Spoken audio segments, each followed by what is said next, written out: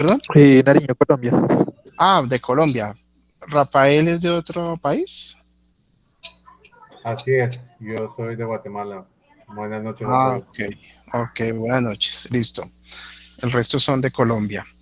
Bueno, bien, pues el propósito de esta sesión, digamos como de introducción, tiene como el propósito de que ustedes conozcan lo que actualmente se está haciendo en los cursos de certificación, tanto de la parte que tiene que ver con Big Data como lo que tiene que ver con analítica de datos. Ustedes saben que Hexacon IT y a través de la casa certificadora ofrecen todos estos cursos que, digamos, van a la vanguardia en lo que se está haciendo actualmente, no solamente en Colombia, sino en el mundo, en todo lo que tiene que ver el tratamiento de datos masivos y por tanto la analítica. Entonces, aquí haremos un breve recorrido, especialmente en lo que tiene que ver con la certificación de analítica para que ustedes se den un, digamos, un contexto global de lo que se trabaja en el curso y de la manera como se hace todo, digamos, el tratamiento, no solamente de a nivel de certificación, sino de la parte práctica, porque la idea de las certificaciones que se ofrecen, pues es precisamente que los estudiantes hagan una inmersión tanto teórica como práctica en todo lo que tiene que ver con la certificación. Entonces, para eso me voy a basar el recorrido en un ejemplo que vengo trabajando hace ya más de 8 meses y que precisamente es la aplicación de la parte analítica, tal y como la trabajamos en los cursos de certificación, pero con algunos elementos que tienen que ver con Machine Learning y con la parte de estadística y probabilidad aplicada a la parte de los datos. Están viendo mi presentación. ¿Me confirman, por favor? Sí, ¿cierto? Sí, señor. Sí. Ok, gracias. Entonces, digamos que en los cursos se trabaja, hay unos cursos iniciales que son dos, en los que se trabaja básicamente todo lo que tiene que ver con la parte de Big Data Associate, Big Data Professional, y posteriormente se trabaja una certificación que tiene que ver con la analítica de datos, que es la que hoy estamos tratando. Sin embargo, voy a hacer algunas distinciones porque en lo que tiene que ver con la analítica también pues entra a jugar Big Data, es decir, que las dos cosas van de la mano. Primero, haciendo una distinción muy clara entre lo que significa Big Data, minería de datos, analítica de datos y Machine Learning, porque digamos, no son lo mismo y básicamente pues hay una frontera entre esas cuatro cosas que siempre me gusta como distinguir. Entonces, primero está Big Data, que digamos en Big Data se trabaja todo lo que son técnicas para el tratamiento de datos, no solamente para la extracción de los datos, sino también para la transformación de los datos. Transformación y visualización de datos, ¿sí? Después viene la minería de datos, es en la que, digamos, a través de esa búsqueda y de esa visualización se pretende encontrar información de valor basado en los datos que se pueden extraer. Y después pasar un poco a la aplicación probabilística y desde la estadística también para trabajar toda la parte predictiva, que digamos hoy vamos a hablar fuertemente de lo que es el análisis predictivo, cómo se puede dar en un escenario real. Y por último, la frontera de lo que es el análisis de datos o la analítica con Machine Learning, porque en Machine Learning ya se utilizan algunas técnicas un poco superiores, algoritmos un poco distintos, por eso quiero también mostrarles hoy algo sobre esos algoritmos que tienen que ver con Machine Learning aplicado al análisis de datos, es decir, lo que en la práctica hoy se conoce como Deep Learning, que es, digamos, la aplicación de ese tipo de algoritmos y de, digamos, redes neuronales especialmente, pero sobre la parte de los datos, ¿sí? Entonces, en el proyecto que les voy a mostrar hoy como introducción, pues vamos a ver todo ese recorrido hasta la parte analítica y para la parte de Machine Learning les voy a mostrar un ejemplo adicional en el que se trabajan algunos de esos algoritmos.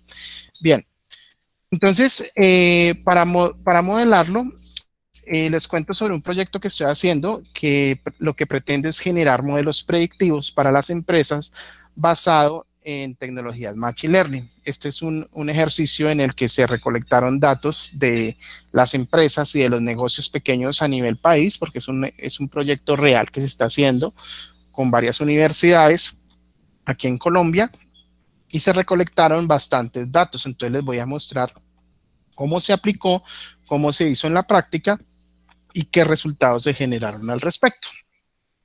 Entonces, en principio lo que se quería saber era cómo generar estrategias en Big Data y Machine Learning para la activación económica de los micronegocios en Colombia. Ustedes saben que por motivos de la pandemia, pues no solamente a nivel Colombia, sino a nivel global, obviamente el sector productivo ha sido uno de los más afectados precisamente por todas las variantes que se introdujeron con el problema del COVID-19. Entonces, aquí nos preguntamos hace más o menos 10 meses, ¿cómo se podrían generar modelos predictivos a partir del análisis de datos de esos micronegocios en Colombia durante esa pandemia con precisamente el propósito de apoyar y de acompañar en la reactivación económica de esas organizaciones? Digamos que ese fue como el objetivo. En este estudio se aplica una metodología para el tratamiento y análisis de datos que es ya muy común y que tuvo su origen en otra que se llamaba la metodología SEMA. Estamos hablando de la metodología CRIPS-DM, que es una metodología de IBM precisamente que se ha pensado para todos los proyectos que tienen que ver con tratamiento de datos y también con minería de datos. Entonces, ahí les dejo esa técnica para que de pronto la revisen, porque así como se utilizan metodologías para la parte de lo que es desarrollo de software como Scrum, como XP Planning, en todas esas formas de desarrollo de software existen unos métodos, aquí también en Big Data y en Machine Learning pues se utilizan bastante. Entonces, en ese escenario se recolectaron más o menos 16,000 registros.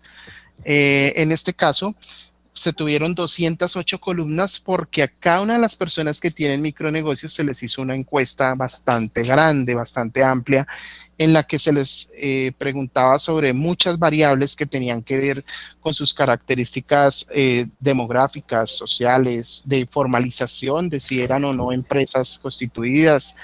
También muchas variables económicas, porque en este ejemplo que ustedes van a ver, se indagó sobre las ventas. Por ahí el micrófono abierto, porfa. Por ahí el micrófono abierto. Entonces, en este escenario se indagó también sobre las ventas que esas empresas tuvieron, tanto durante la pandemia como antes de ella. Entonces, digamos que toda esa caracterización de los datos ha sido importante porque uno puede trabajar con muchas variables, pero sobre todo con esas variables ya clasificadas, precisamente para ir encontrando conocimiento por esos grupos de variables, ¿sí?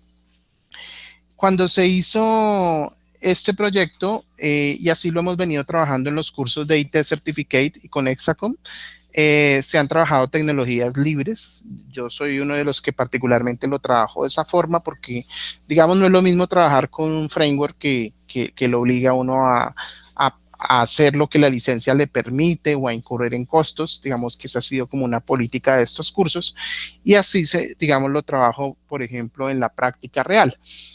Con un servidor Conda, utilizando un lenguaje interpretado como Python y generando los proyectos de Jupyter, que son, digamos, los espacios de trabajo con los que se pueden hacer este tipo de proyectos. Y vinculando librerías como TensorFlow, como redes neuronales con Keras, como sklearn, como Pandas para el tratamiento de data frames o para el uso estadístico y probabilístico de stat models, por ejemplo, y otros métodos que les voy a mostrar. Entonces, estos proyectos normalmente uno los lleva a cabo por fases, precisamente empezando por todo lo de Big Data. Y entonces en la extracción de datos, pues obviamente, que es básicamente en la fase 1, se hace todo el tratamiento de transformación de variables, de limpieza de datos y es necesario hacer consideraciones que tienen que ver con datos atípicos, con datos nulos, qué hacer con los datos faltantes, conversiones de variables, por ejemplo, porque a veces, digamos, como nos entregan los datos, pues normalmente esos datos no se pueden trabajar de esa manera. Y luego la fase 2, que la voy a explicar un poquito más en detalle. Entonces, en esa primera fase, cuando se hace la extracción de datos, uno puede llegar a tener bastantes preguntas sobre la manera como recibe los datos y pues en esos escenarios es posible que muchas preguntas, incluso abiertas, tengan o se exijan algunos tratamientos específicos. Particularmente, por ejemplo, en este proyecto, como vemos acá, hubo muchas variables que eran categóricas. Por ejemplo, cuando se le preguntaba a una persona cuál era la ubicación del micronegocio, él podría decir que su ubicación era rural, era urbana o que no respondía. Y esas variables que son categóricas, pues para poder darles un tratamiento estadístico y probabilístico, muchas de esas deben convertirse en variables dicotómicas. Entonces, eso implica generar nuevas variables en las que, como estamos viendo en este ejemplo, pues se generan valores unos y ceros dependiendo de la respuesta. Es decir, si por ejemplo, si yo le pregunto a alguien su sexo, entonces todos los que sean hombres pues van a tener un 1 en su fila, los que sean mujeres tendrán en 1 o el 0 si no lo son, y así con las demás variables. Entonces, normalmente en este tratamiento probabilístico, pues esas variables que pueden ser preguntas incluso abiertas, pues no se pueden trabajar de esa misma forma. Entonces, eso es parte de lo que normalmente uno desarrolla en este tipo de proyectos. Cuando se le da el tratamiento a esas variables, pues lo que se sigue ahí es poder hacer todo el cruce que le permita a uno ir encontrando relaciones entre los datos. Normalmente, bueno, esto está trabajado sobre Python, por ejemplo, esas imágenes que ustedes ven ahí, pues precisamente son trabajadas en ese framework, sobre el framework de Jupyter con el lenguaje de Python. Por ejemplo, en este caso, estamos viendo cómo se cruzaron, por ejemplo, dos variables sobre los grupos de datos. Aquí, por ejemplo, se quería cruzar cuál era el último año de escolaridad versus las horas de trabajo diario que trabajan las personas en esas organizaciones. Entonces, por ejemplo, yo podría analizar que quienes tienen un nivel universitario o tienen un nivel de bachillerato tienen los mayores grupos de datos, pero que además podrían tener una mayor cantidad de horas de trabajo diario. Entonces, esa relación, digamos, visual de los datos que se puede lograr en Python, pues también ayuda mucho para encontrar precisamente el valor o las relaciones que se puedan dar entre esas variables y entre los volúmenes de datos, porque pues estamos hablando de volúmenes de datos en Big Data. Entonces, aquí se ve alguna como lo que llamamos un crosstab entre dos variables. Por ejemplo, acá en este segundo ejemplo,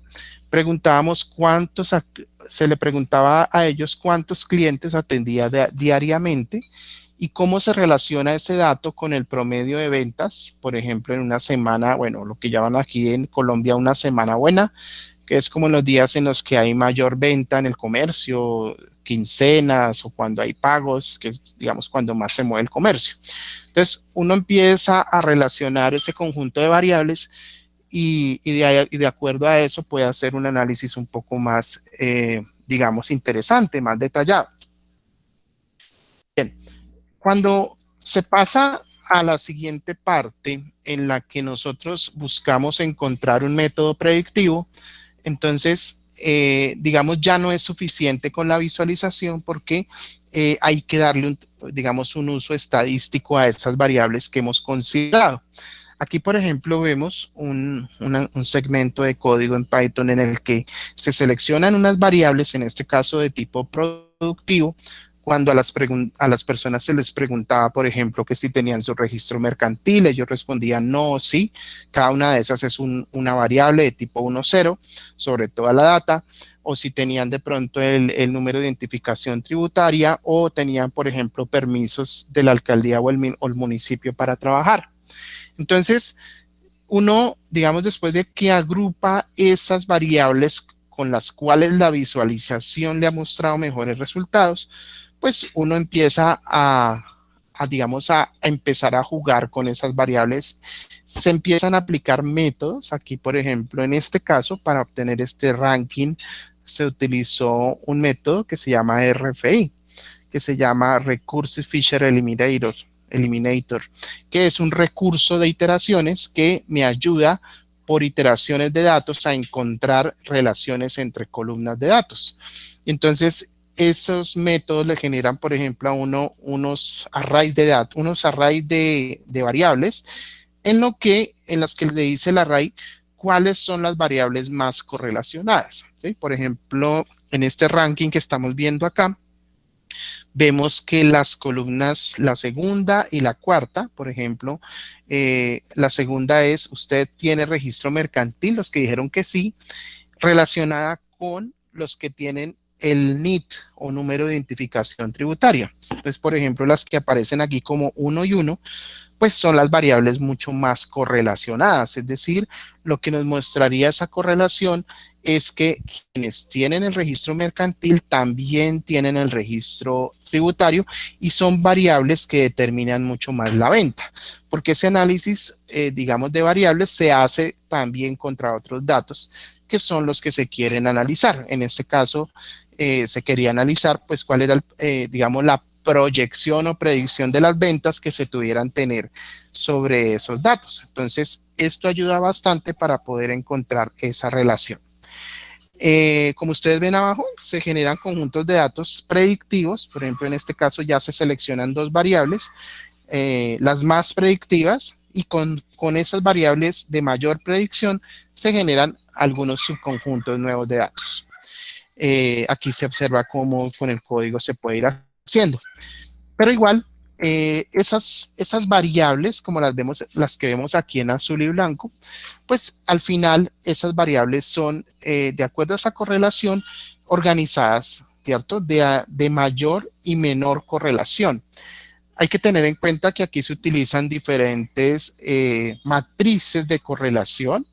Está la matriz de correlación de Pearson.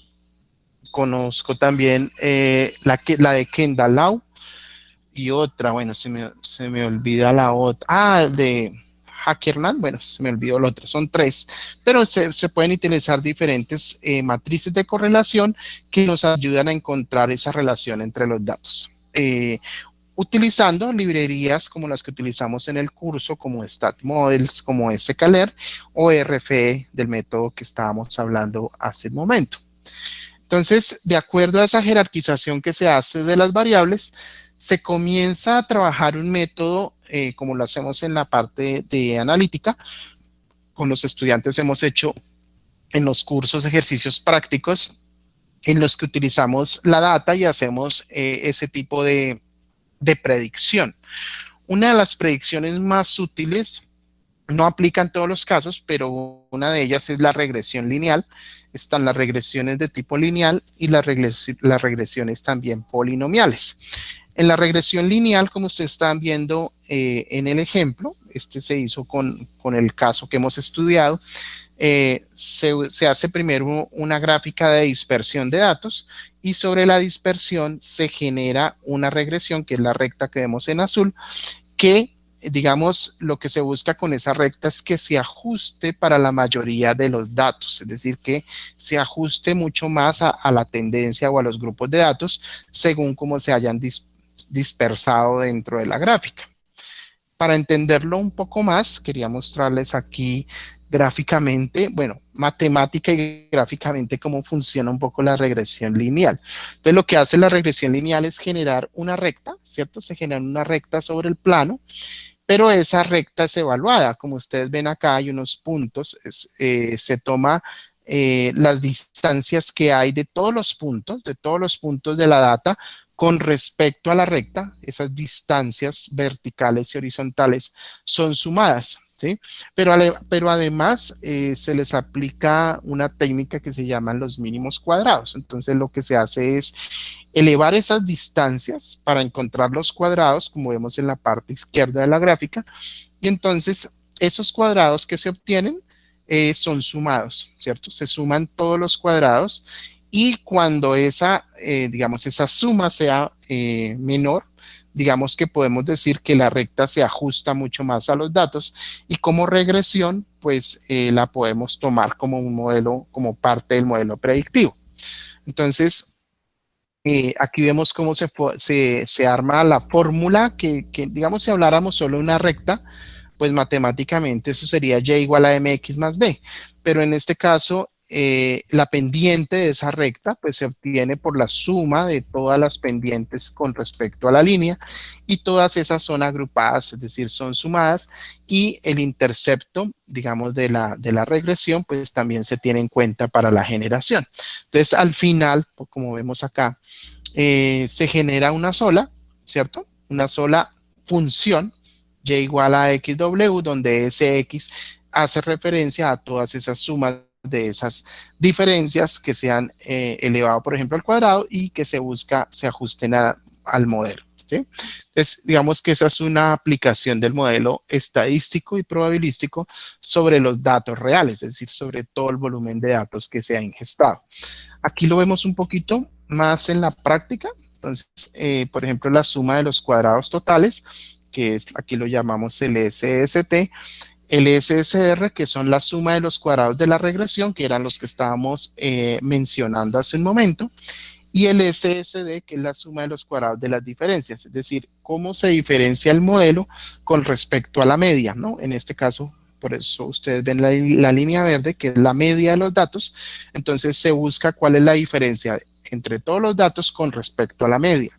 Entonces, estas variables que estamos viendo son variables que uno normalmente aplica pues cuando está haciendo código Python y uno evalúa también qué tanto se ajusta esa regresión que uno está haciendo al modelo de datos. Es decir, uno puede medir qué tanto se ajusta eso a los datos que realmente estamos encontrando.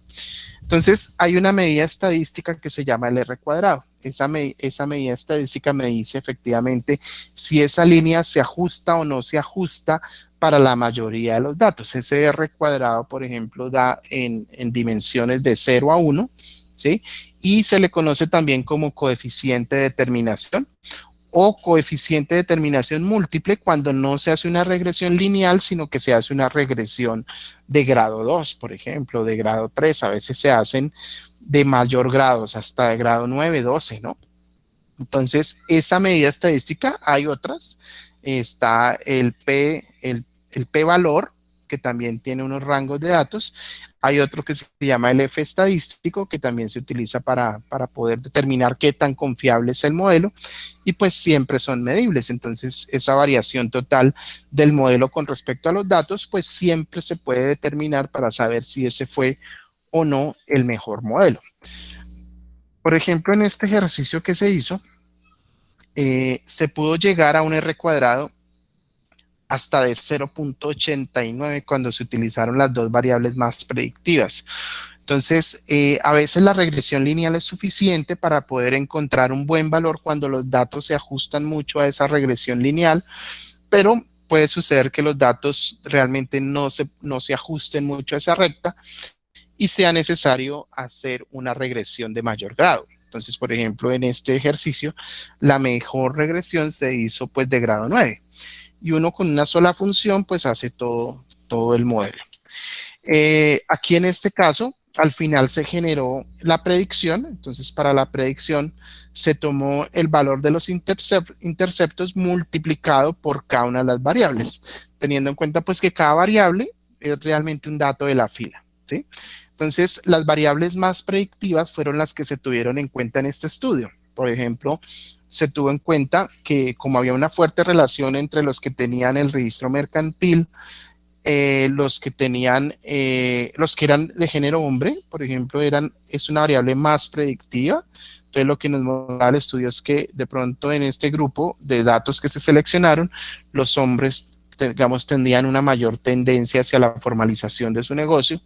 El promedio de ventas también fue una variable muy predictiva en cuanto a lo que ellos vendían en una semana buena, pero también lo que vendían en una semana normal, es decir, había una fuerte tendencia de correlación entre esos datos.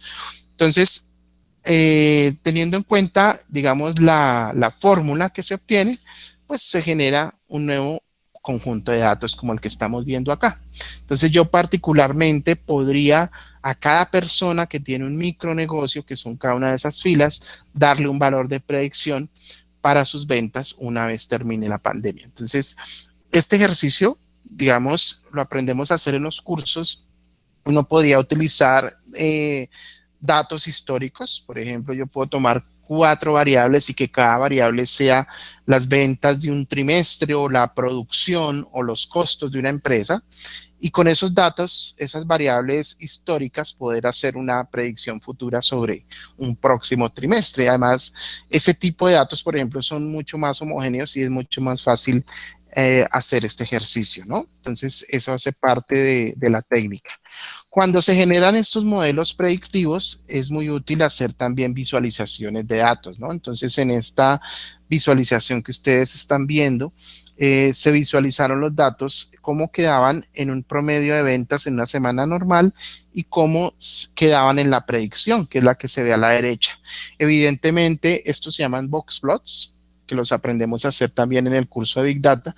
El box plot me muestra qué tanto se sube o se baja el promedio, los límites de los cuartiles, es decir, el 25%, el 75%, los valores máximos y mínimos. Entonces, uno comparativamente también puede ver en volúmenes de datos qué tanto se ajusta el modelo y qué tanto, digamos, puede ser útil para pues tomar las decisiones que se requieran. Entonces, aquí, por ejemplo, se pudo determinar que evaluando el modelo, pues se podía incrementar al menos un promedio de ventas hasta en el 5.8% y que había una mayor concentración de datos en el segundo y en el tercer cuartil, mirando eso en la escala de datos que se ven acá, y pues se podría, digamos, generar una variable, digamos, predictiva, un valor predictivo futuro que, digamos, permita, digamos, hacer una mejor proyección de datos, ¿sí? Teniendo en cuenta esas variables que se encontraron. Aquí vemos algunos valores estadísticos que me los genera Python. Y muy rápidamente uno hace un describe sobre el data frame y ya le muestra la desviación estándar, le muestra el promedio, la cantidad de registros. Bueno, en este solamente se cogió Bogotá, por eso aparecen 688 registros, porque esto se hizo a nivel país. Y las medidas, cómo se van moviendo en esos cuartiles, ¿no? Entonces, eso le permite a uno, pues, encontrar una mayor relación entre lo que tenía y el valor predictivo. Aquí se observa un mapa de calor y una matriz de correlación de Pearson que se hizo, esta fue de Pearson, entre algunas variables. Estas variables que estamos viendo son las que tienen mayor relación con la intención de formalizarse, ¿no? Porque también, por ejemplo, se evaluaba si efectivamente ellos pensaban en la formalización y si realmente lo aplicarían en un contexto real, ¿no? Entonces, aquí se hace ese análisis entre variables y, por ejemplo, aquí se observa que quienes consideran importante la formalización, quienes dicen que sí, han pensado formalizar su negocio. Por ejemplo, aquí en la matriz estamos viendo que hay una correlación del 0.84. Eso me mostraría que las personas no se contradicen en sus intenciones y en sus manifestaciones, porque si consideran importante la formalización del negocio, también han pensado hacerlo. Entonces hay una coherencia entre esas variables que las hace bastante predictivas entre sí. Entonces esas correlaciones, utilizando estas técnicas, pues también se pueden llevar a cabo. Al final, entonces, se hace un análisis con respecto, por ejemplo, en este caso a la formalización, y se puede concluir que quienes consideran importante, por ejemplo, esa formalización, también consideran importante implementar estrategias de comercialización de productos, ya que la correlación ahí es muy alta, es, por ejemplo, 0.84. Y que es más importante la formalización del micronegocio y la generación de estrategias para las mujeres más que para los hombres, por ejemplo, aunque esta correlación, por ejemplo, fue muy baja, ¿no? Entonces, ahí se vería, por ejemplo, que hay una baja tendencia hasta realmente hacer la formalización del micronegocio, ¿sí? En Colombia hablar de formalización es pues llegar a constituir formalmente una empresa con registro mercantil. Entonces, esa correlación pues genera bastante información. Esto que estamos viendo acá es lo que llamamos minería de datos, ¿sí? Y se hace pues sobre todas las variables teniendo en cuenta esa relación entre esos mismos datos.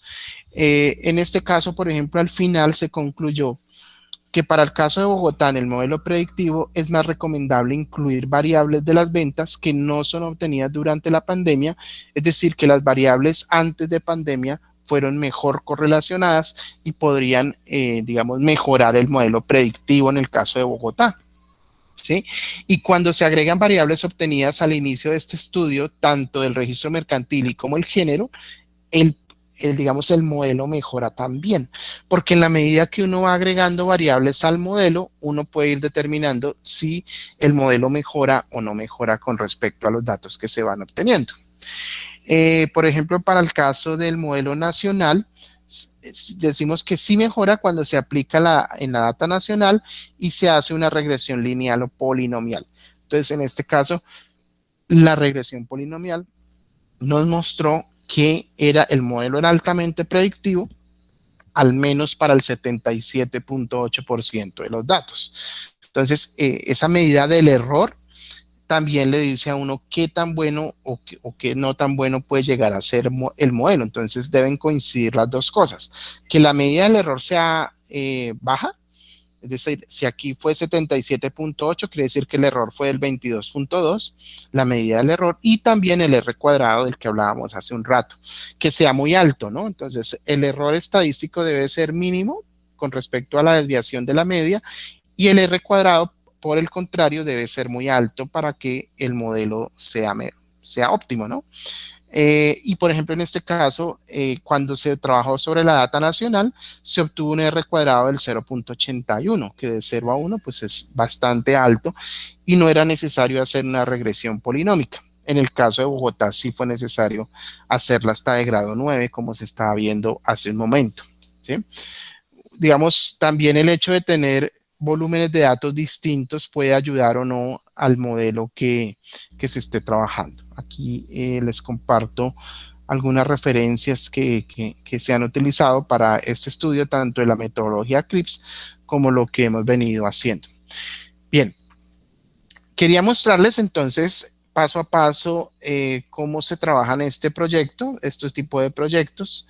Inicialmente, pues uno acá, cuando, digamos, ingesta todas las variables, es algo que trabajamos en los cursos de Big Data, pues uno tiene que generar nuevas columnas porque esas variables, incluso de preguntas abiertas, pues son muy difíciles de tratar. Por ejemplo, si les muestro un poco aquí la data, nosotros aquí teníamos bastante preguntas, pero al final, como ustedes van a ver aquí, todas esas variables fueron convertidas a unos y ceros, ¿sí?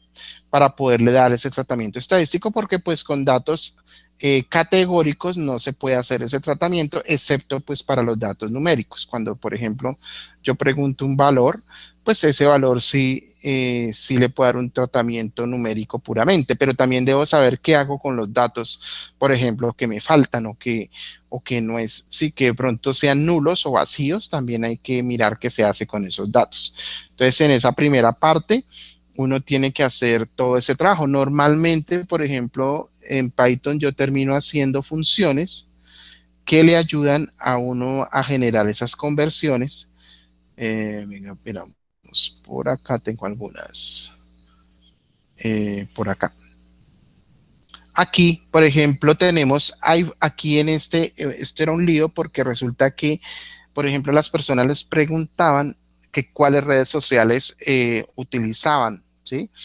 Y esa pregunta, por ejemplo, fue una pregunta abierta. Es decir, cuando a usted le dice qué redes sociales utiliza para su negocio, fue tan abierta la pregunta que las personas escribían su respuesta. Entonces, unos escribían Face, otros escribían Facebook o lo escribían mal, o WhatsApp lo escribían sin H intermedia, etcétera.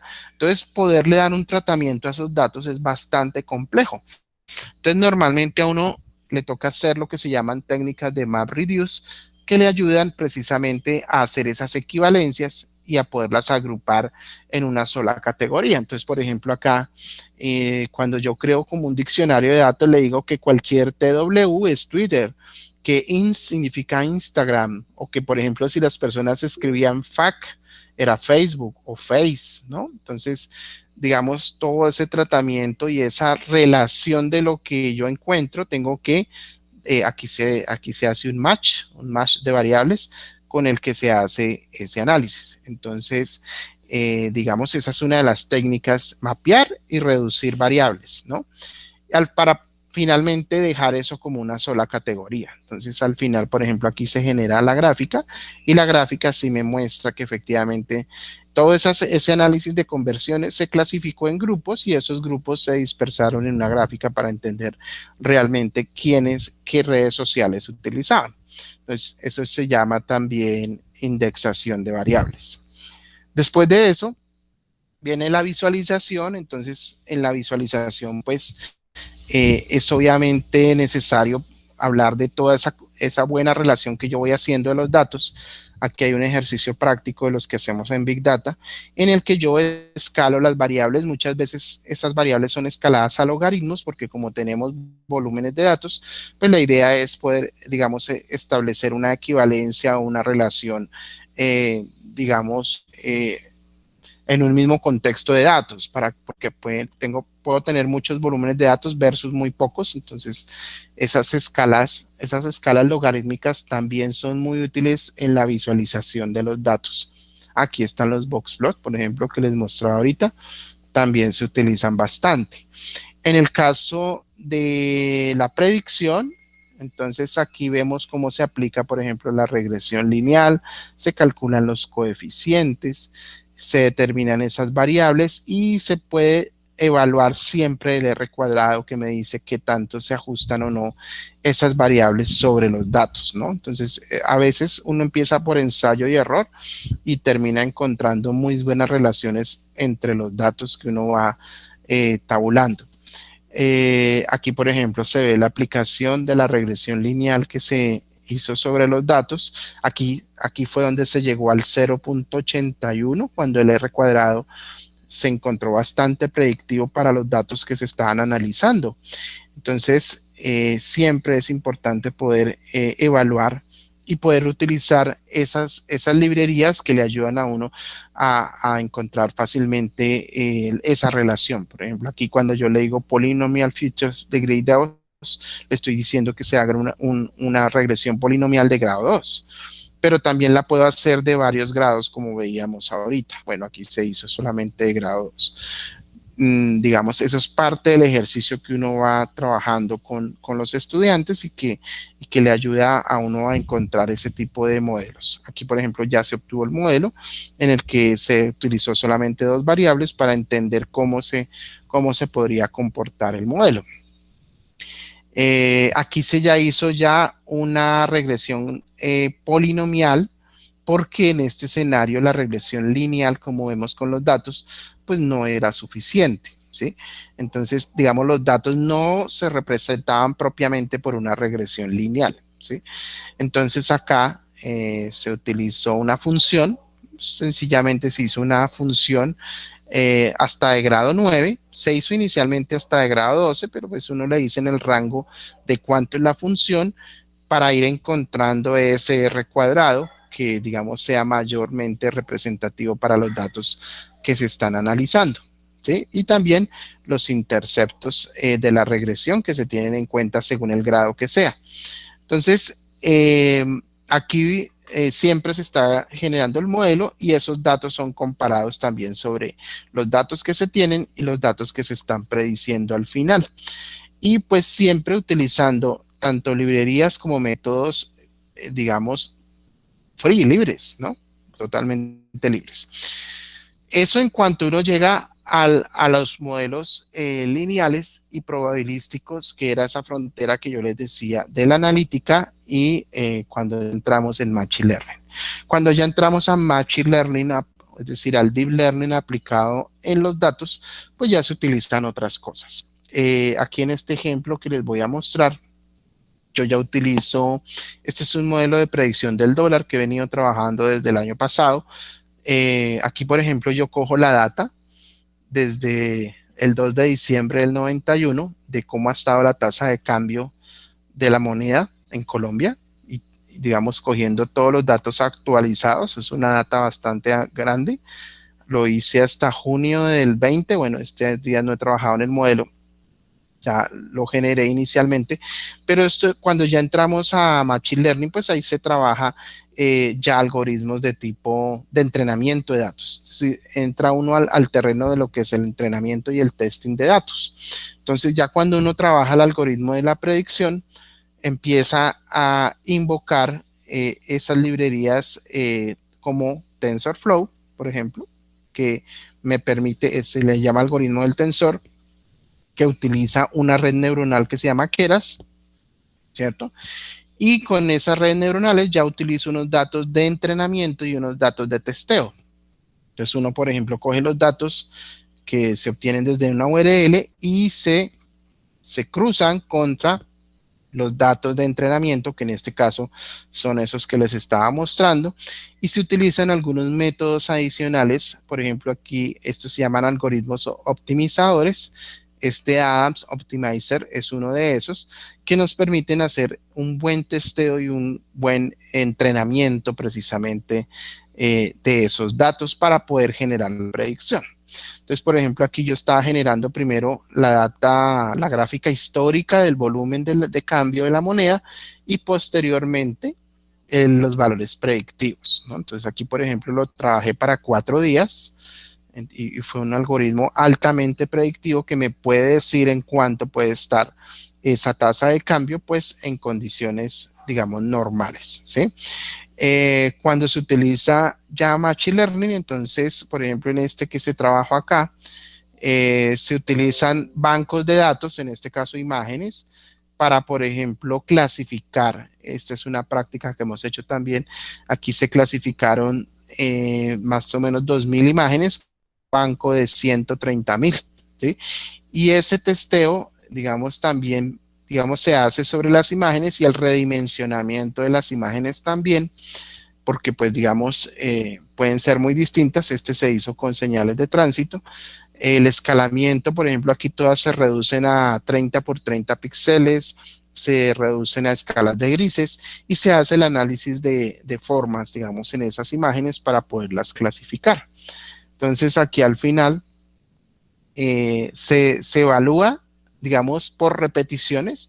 Normalmente esos algoritmos utilizan un concepto que se llaman repeticiones o iteraciones. En el caso de las matrices que hablábamos de correlación, se hacen iteraciones para poder encontrar afinidades de los datos, pero cuando se hace Machine Learning también se utilizan repeticiones y siempre se está evaluando la eficacia, siempre se hace evaluar qué tan eficaz está siendo el modelo, ¿sí? Lo que se enseña en la metodología CRISP-DM es eso, que efectivamente cuando uno aplica un modelo, sea árboles de decisión, sea un modelo de regresión, o sea árboles de Camín, bueno, diferentes modelos que existen, pues uno siempre está evaluando el modelo para ver qué tan eficiente llega a ser ese modelo y qué valor se gana o se pierde en la medida que se va generando ese modelo. Entonces, por ejemplo, acá al final, cuando las imágenes fueron clasificadas, hubo algunas que, por ejemplo, no fueron correctamente clasificadas, las que se pueden ver en rojo, pero el modelo siempre me está dando una pérdida de eficacia con respecto a esa clasificación, ¿sí? Entonces, aquí eso se mide algorítmicamente en una iteración. Entonces, la iteración me va diciendo si el modelo mejora o no mejora en la medida que yo voy aplicando el algoritmo. Esto, cuando hablamos de Machine Learning, es porque el modelo mismo se va entrenando y cada vez se hace mejor. Es decir, cada vez que se corran más repeticiones, el modelo puede ir mejorando porque el entrenamiento de los datos es mejor. Esto, sin duda, pues exige unos recursos de máquina bastante fuertes porque a veces este trabajo, y sobre todo cuando se trabaja con imágenes, pues no es tan fácil correrlo en una máquina con pocos recursos, ¿no? Entonces, sobre todo por el uso del buffer o de la memoria. Pero uno puede hacer algunas prácticas. Bueno, este algoritmo, por ejemplo, en un MacBook Pro de 16 gigas dura 15 minutos corriendo, haciendo toda la clasificación. Pero uno puede hacer ejercicios también con variables no imágenes, sino como las que mostrábamos en el estudio, que son altamente útiles para poder hacer ese tipo de predicción. Entonces aquí estamos viendo la evaluación de las imágenes que fueron correctamente evaluadas y las que no.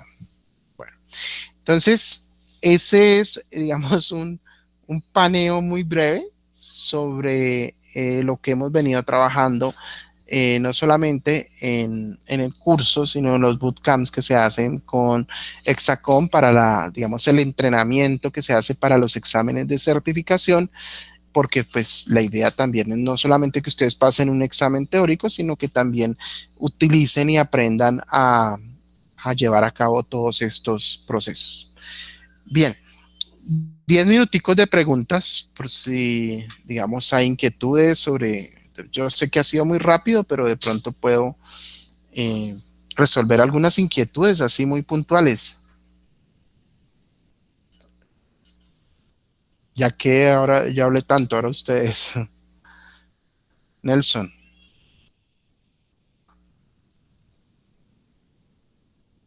cuéntanos.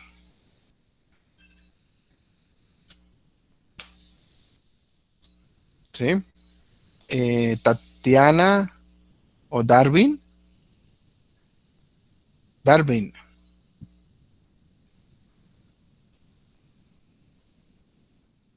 Darwin levantó la mano. Tatiana Ibáñez. Sí, ¿Puedo preguntar? sí, sí, sí. Buenas noches. Pues yo quería preguntar si además de ¿es TensorFlow o Tensor? TensorFlow. Sí. eh, TensorFlow es un recurso gratuito incluso de Google. Ellos tienen una plataforma en la que hay, bueno, bastante código, pero uno puede conectarse a TensorFlow y con Keras, por ejemplo, uno hace el análisis contra un banco de imágenes que ellos tienen. Ellos manejan un banco de imágenes que se llama ImageNet y no solamente hay Keras, sino también está otro que se llama Inception V3 para que lo mires, por ah, ejemplo. vale, muchas gracias. Así funciona. O sea Dime. que si yo tengo una imagen que puede estar en una calidad borrosa, yo Ujú. puedo extraer de ahí toda la información y saber exactamente qué información hay ahí. Bueno, depende qué tan borrosa lo seas, porque digamos, esa imagen, digamos, debe ser perceptible por el algoritmo, es decir, que él recorra píxel a píxel por líneas y que sepa cuál es la forma, por ejemplo, y que pueda ser comparada contra el banco de imágenes. Entonces, pues, digamos que una imagen borrosa tendría sus dificultades, ¿no? Ujú. Este banco de imágenes es como una memoria con la Sí, cual comparan. sí. eh, ah, En el ejemplo que yo mostraba, el banco de imágenes se trabaja de modo local, porque yo hago el entrenamiento con las mismas imágenes. Pero si yo en lugar de Keras, por ejemplo, hubiera utilizado Inception V3 de Google con TensorFlow, entonces yo lo que hago es conectarme a ellos, a su banco de imágenes y utilizo esos datos como entrenamiento. Es decir, uno puede utilizar las imágenes de manera local o las puede hacer a través de un algoritmo, pero dentro del tensor. vale, muchas gracias. ¿Ok? Y ese es bueno, el paquete que utiliza redes neuronales. Ujú. Ese es el paquete que utilizo yo ahí, es TensorFlow. Hay otros, hay otros, pero ese es el que yo he utilizado para la parte de imágenes. Vale, muchas Correcto. gracias. Ok. Nelson o Darwin,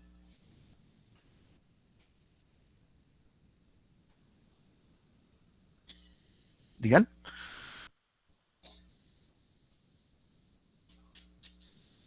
¿Ibas a decir algo, Sebastián? Sí, tengo una preguntita. Buenas noches, Buenas primero que noches. todo. Sí. Y, digamos, mediante las herramientas de Google, uno puede está, o sea, uno puede implementar diversos tipos de sistemas en TensorFlow, ¿cierto? O Sí, sea, claro, claro. Lo que pasa pero es que, sí, sí, bueno, ujú. hasta qué punto pudiera, o sea, si hay un límite o algo así, no. No, no hay límite porque, digamos, el límite se lo da, es el conocimiento que uno tenga de los lenguajes. Porque, por ejemplo, si yo tengo un buen conocimiento de Python y conozco las librerías y los métodos que yo puedo utilizar en Python, puedo hacer todo, incluso con R también, ¿no? Porque digamos que uno lo que hace en Python también lo podría hacer en R. Y, por ejemplo, Google le da a uno, en tensorflow.org, le da a uno bastante código también para trabajar. Pero el límite es el entender muchas veces el código, porque a veces muchos de esos algoritmos, saberlos utilizar no es fácil. Realmente no es fácil. Pero no, no hay límites. El límite es el conocimiento que uno pueda llegar a tener del lenguaje. Sí, Y en cuanto a recursos de la misma plataforma, no hay límite, no hay digamos, lío, tampoco. no hay lío, no hay Ah, lío. No, los vale. recursos de lo que se puede hacer con TensorFlow, por ejemplo, no hay lío. No hay límite. Y, por ejemplo, esas librerías en la versión 3.7 de Python ya están incorporadas, entonces uno las puede usar sin problema. Vale, muchas gracias. Bien, Sebastián. ¿Quién más? ¿Alguien más? Uy, ya hay 40 personas, muy bien. ¿Alguien más? Bueno, Disculpa, tengo otra sí, pregunta. dime. ¿Qué tan, digamos, predictivo resultó ser el del modelo del dólar, el que tú tenías Ah, ahí? sí. Eh, Muy predictivo, te cuento, lo probé. Bueno, obviamente eso es en condiciones normales, porque, digamos, yo puedo hacer todo el análisis de la data histórica y entre más tiempo yo tenga de datos, mucho mejor. Pero si, por ejemplo, yo hubiese hecho la predicción hoy y mañana vuelan el Pentágono, suceden cosas extrañas, por ejemplo, el día que llegó la pandemia, tú sabes que, por ejemplo, el año pasado, en marzo, el dólar, yo analicé mucho eso también. Por ejemplo, del 16 al 20 de marzo, el dólar se subió casi 1.000 pesos porque la pandemia generó una cosa brutal. Entonces, obviamente son datos atípicos. Si yo hubiese probado el modelo en esos 4 días, me hubiera ido muy mal, ¿no? Pero si yo digamos, lo trazo en condiciones normales, es una alta, a mí me generó una muy alta predicción. Me desfasé como lo hice para 4 días, ya lo estoy trabajando para 8 días. Obviamente, entre más días puede ser menos asertivo, eso es lo que hay que uno tiene que estar evaluando, pero en condiciones normales es muy útil. Y digamos, entre uno más datos históricos tenga, pues uno entrena mejor los datos, porque uno hace el entrenamiento con el optimizador y esos datos de testeo, pues son mucho más predictivos. Digamos, en la correlación, en lo que hacíamos de analítica, no se hace entrenamiento de datos. Ya cuando uno utiliza redes neuronales, la red neuronal sí te ayuda a hacer ese entrenamiento. Entonces, hay un inconveniente y es que no he actualizado la data, entonces este año no lo he probado, pero el año pasado lo trabajé y fue bastante efectivo. Y eso aplica para cualquier volumen de datos que tú puedas utilizar en una empresa, ¿no? Porque entre más datos tengas históricos de producción, de venta, de marketing, de campañas digitales, tú puedes hacer una mejor predicción, entre más datos históricos se tengan. Ah, vale. Muchas Ok. gracias. Bueno, bueno, hasta ahí los dejo porque ya son Una las pregunta. 8 y... ¿Sí, Miguel, Manuel? buenas noches, tengo una Hola. pregunta. Sí. Eh, los, los análisis estadísticos yo los puedo hacer con otro tipo de software como Star Graphics y después insertarlos allá, o es necesario siempre hacerlos en el código de Python. Sí, siempre en el código de Python. Es decir, tú puedes al final tener las variables en un CSV, en un formato JSON, eso sí, no importa. Tú puedes tener los datos en cualquier formato, en una hoja de Excel, en un TXT separado por comas, no hay lío. pero sí siempre la fuente debe ser, digamos, la data tal y como viene, ¿no? Lo ideal. Ah, ok, sí, porque Vale. por lo menos yo utilizo otro tipo de software para hacer los análisis estadísticos y él aparte de la caja de bigote, él me calcula Ujú. la nova, media, Ah, la el Nova. Big Ajá. y todo ese tema, entonces me quedaba ahí la duda si yo podía exportar eso de ahí para allá. No, siempre hay que ingestar los datos en algún formato, pero tenerlos. Así, o sea, filas y columnas es suficiente, no más. Ah, ok, ok. Bueno, los tengo que dejar porque tengo ahorita clase, entonces le voy a dar paso a Exacom. Ingeniero Alexander, muchas gracias Bueno, por compartir sus buenos conocimientos esta noche.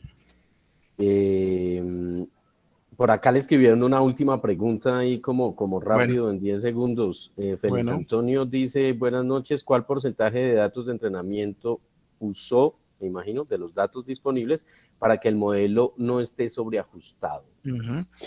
El porcentaje, digamos que no es importante porque dependiendo del análisis que se vaya a hacer, si es puramente de correlación, siempre se está evaluando el modelo frente a la media de los datos.